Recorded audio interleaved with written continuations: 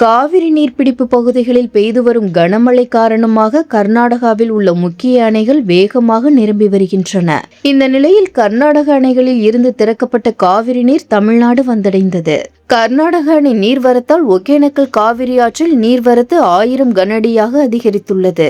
நீர்வரத்தானது படிப்படியாக உயர்த்தப்படும் என்றும் அதிகாரிகள் தெரிவித்துள்ளனர். கபினி அணையில் இருந்து காவிரிக்கு 27,000 கனஅடி நீர் திறக்கப்பட்டுள்ளது.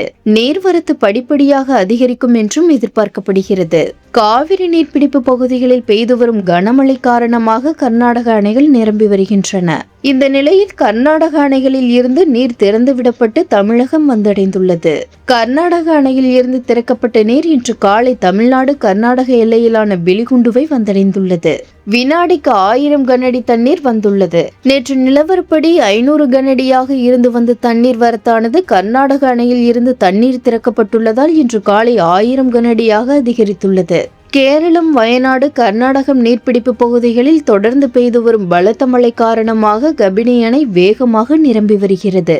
இதனால் அணையின் பாதுகாப்பு கருதி 1ஆம் தேதி முதல் 10,000, 20,000, 25,000, 27,000 என்ற விகிதத்தில் தண்ணீர் திறக்கப்பட்டு வந்தது. இந்த நிலையில் தமிழக கர்நாடக எல்லைக்கு வினாடிக்கு 1000 கனஅடியாக தண்ணீர் வரத்து வந்து கொண்டிருக்கிறது. இதனால் ஒகேனக்கல்லில் உள்ள ஐந்தருவி, மெயினருவி உள்ளிட்ட அருவிகளில் தண்ணீர் ஆர்ப்பரித்து கொட்டுகிறது. கடந்த சில நாட்களாக ஒகேனக்கல் காவிரி ஆறு வறண்டு காணப்பட்டது.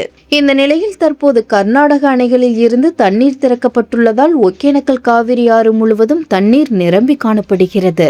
படிப்படியாக தண்ணீர் வரத்து அதிகரிக்க வாய்ப்புள்ளதாகவும் அதிகாரிகள் தெரிவித்துள்ளனர்.